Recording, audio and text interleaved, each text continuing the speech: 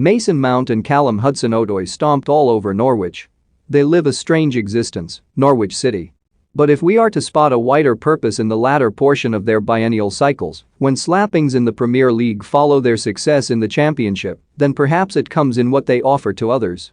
It would seem that on these trips to the top flight, they best serve as a sort of whetstone, a means of sharpening those from bigger clubs who have lost their edge. For Chelsea's Mason Mount and Callum Hudson-Odoi, what compliant opposition for the rediscovering of form on a relaxing Saturday afternoon?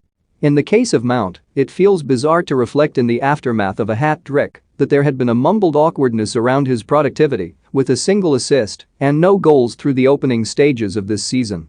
Of greater concern, he had lost his place in the starting side, with 5 straight appearances off the bench prior to the trip west by Daniel Farke's side. Dramas can become a crisis quickly in this league, and likewise a blip can be forgotten almost as fast. Hat-trick have a way of working wonders.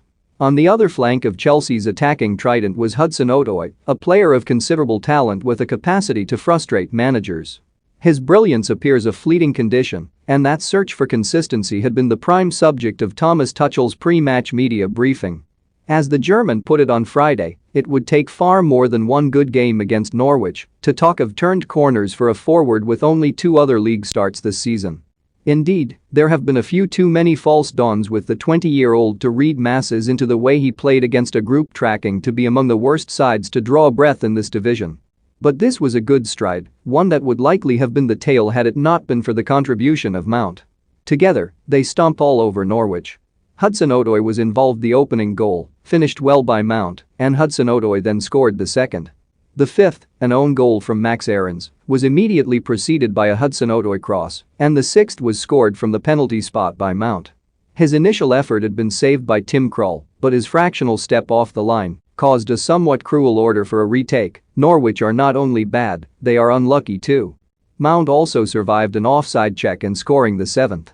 Those were the highlights for the pair, the sparkly bits.